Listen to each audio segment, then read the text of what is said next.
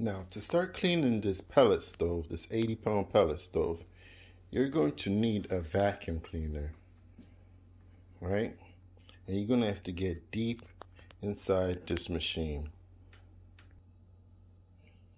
One of the things you're going to have to do is clean right here and remove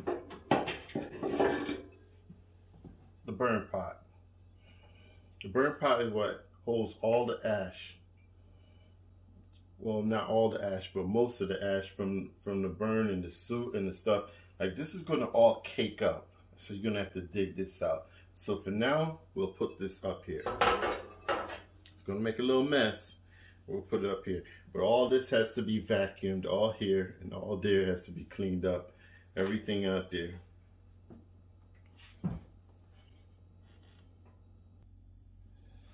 Now, there's these two clamps that come right here. There's one. And on the right side is another. Both clamps you unlock and pull away.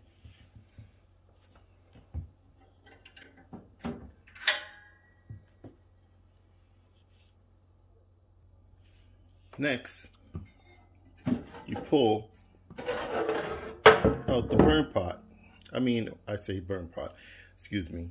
You pull out the tray that holds all the ashes.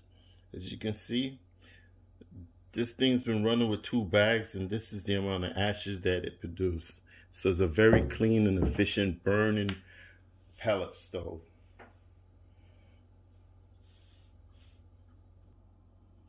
Next, you take your vacuum and you start vacuuming. It's very easy. This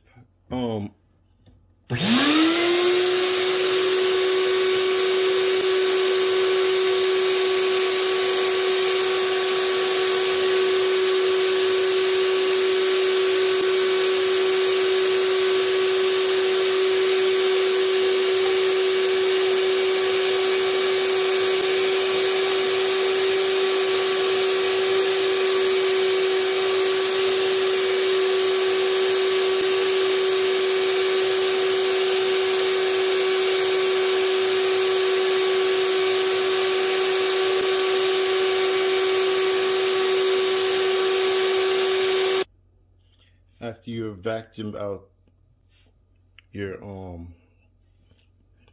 your ashtray, you then start vacuuming out the part that holds your burn pot.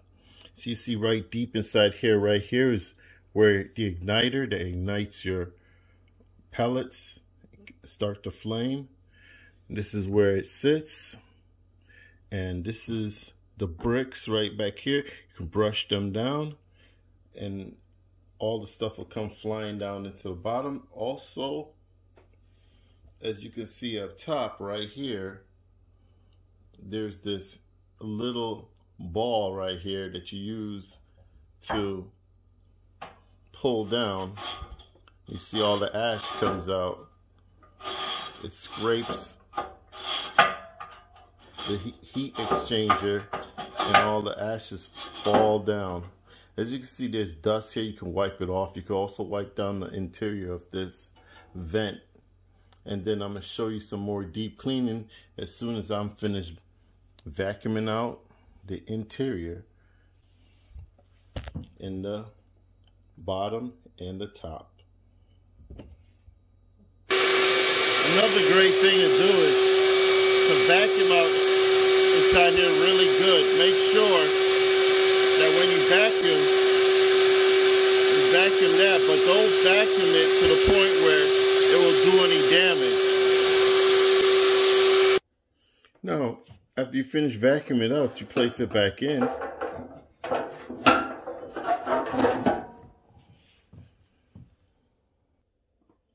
And you sealed both sides. Sometimes it'll stretch a little bit out. You screw it. Or you open it up wide and clamp it down.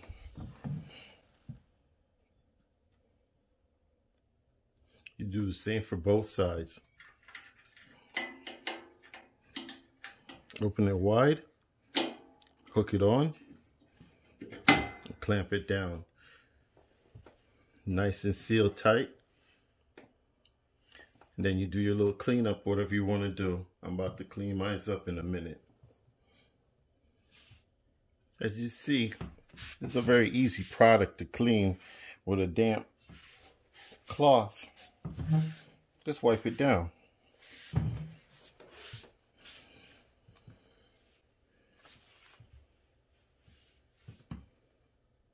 Looks a lot better.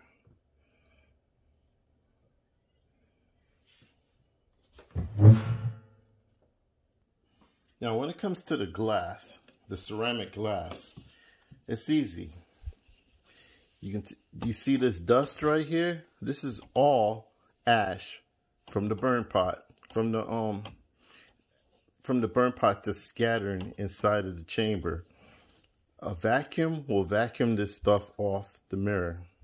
As you can see, I take my finger and it's gone. And after you vacuum it, take a damp cloth and clean the mirror. And then you vacuum the lower part of this glass chamber, the sides, and that will work to keep all the buildup from the ashes and build up on the glass. As you can see, nice and clean, vacuumed and then wiped down with a cloth. Nice and clean. I like to keep my products nice and clean. Everything I own looks brand new years after. Sneakers, everything. Okay, this next part is very crucial also. I have to pull my sleeves up for this one. This burn pot must be scraped. This is one of the best. This is one of the ways you can use. I use a screwdriver, a flathead screwdriver, and I scrape all the ashes from the sides.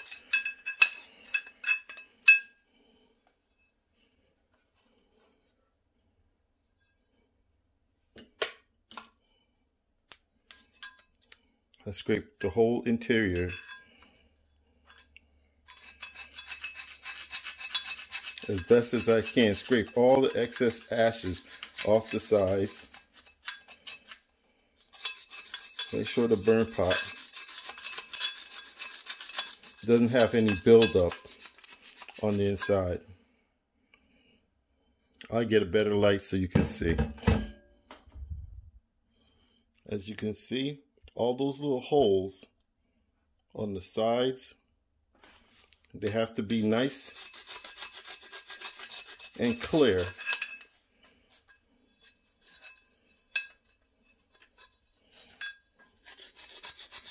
So you scrape it, don't scrape it hard. I mean, you ain't trying to break the burn pot. I mean, it shouldn't break, but you're just getting all the excess ash out of there. You know, making sure that it's nice and clean. After you finish scraping it,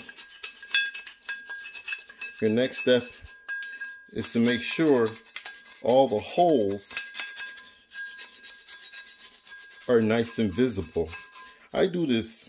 This is not something that you have to do every single time you clean. See the holes? Small screwdriver. Run through all the holes. Make sure they're nice and clear, nice and open. This is the most important one right there. Just make sure they're nice and open. I'm not going to go through all of them. My machine burns very good and very efficient, you know, because doing this, something I do all the time, but as you can see, it burns so clean, you don't have to, but you must do it. After all that's done, you drop the burn pot in. Make sure it's nice and flat. When you drop it in, put it on an angle. Make sure it clears everything and drop it in. you hear that little thump. Rock it a little, make sure it's nice and sealed. And then you're basically finished. There's a little bit more steps you can go through just to make sure that everything always runs accurately and good. Because when wintertime comes, you need your heat. This is to make sure that you have heat.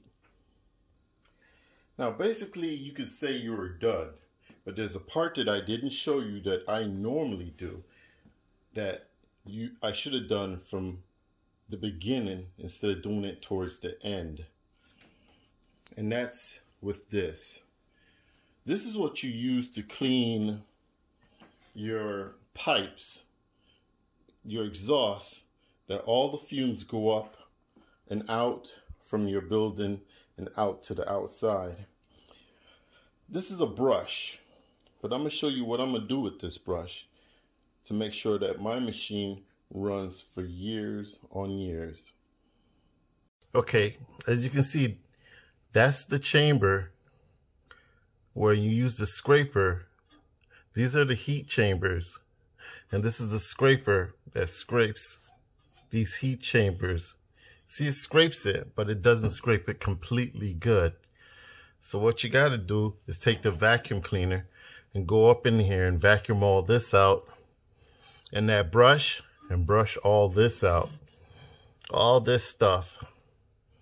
This is the stuff that gets to you and gets in your lungs. And I see all the work that I just did, I have to redo because I have to vacuum all this out. And that's what makes your air that you breathe even clearer. So give me a minute and I will vacuum it out. Now this is a better look, not the best look, of what it should look like up in this heat chamber. See, all the stuff is scraped out. It's all vacuumed out. Looks a lot better.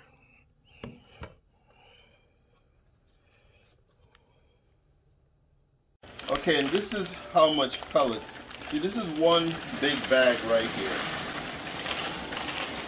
That's the first bag that's gone in.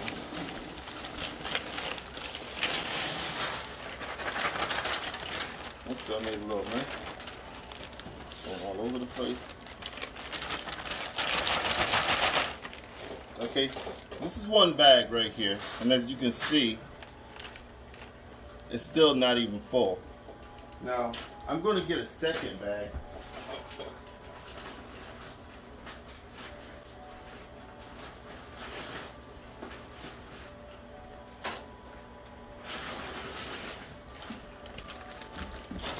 And this is the second bag going in.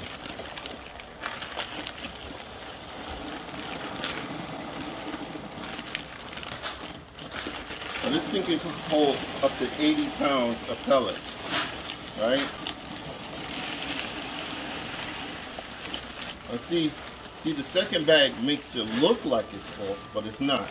Move them around, you find out there's so much space inside this bin. See, this bag's almost empty. So much space. Alright, now this had a few pellets inside of it before I started pouring the pellets in there. Probably a half a bag.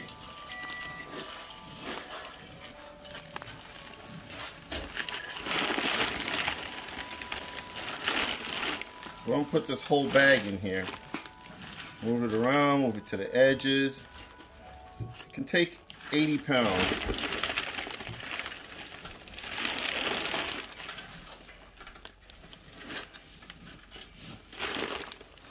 See, this is about 80 pounds because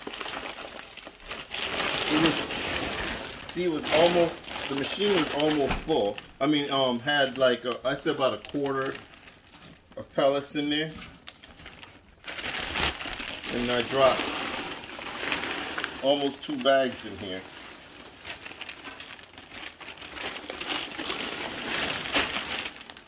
See, all I do is massage it around, get it in all the places where there's more, where it's empty, That's all I'm doing, massaging around. So 80, it could take 80 pounds of pellets.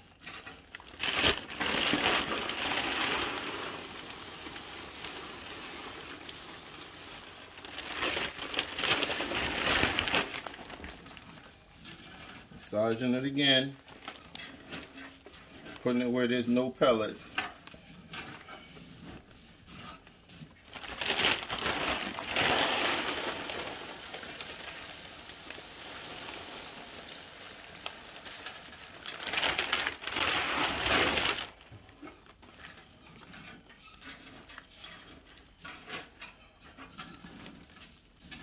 Massage around again. Make sure that your door has space. I think that's all I'm going to put in there for now. And that's it. It's full. Out of 2 bags, this is all that's left right here. And that's about what was in the machine when I started filling it.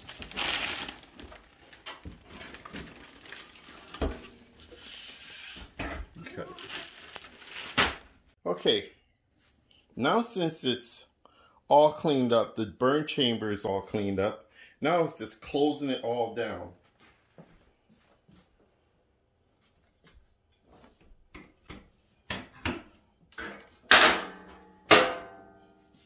And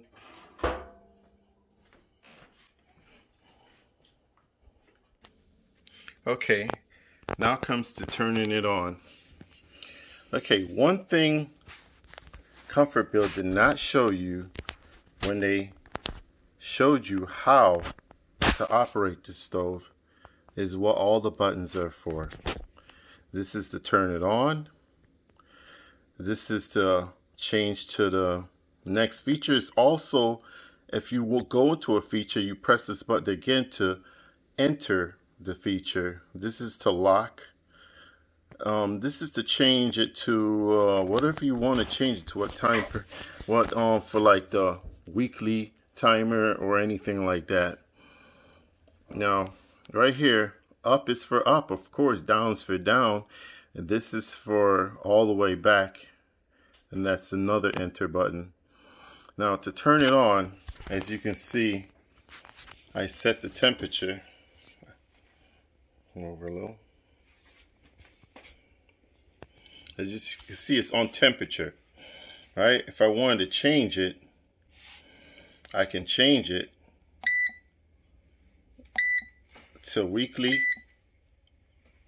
I can change it to thermostat, manual, or temperature. All right. Now to turn it on, you set it to 3. With the up gauge, and then you press on.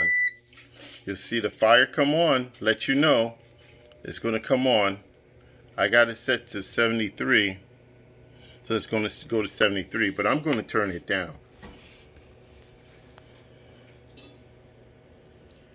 I'm going to turn it down to 70. Now you can put it on manual and it'll work on manual, but I like it on temperature. Now as you can see,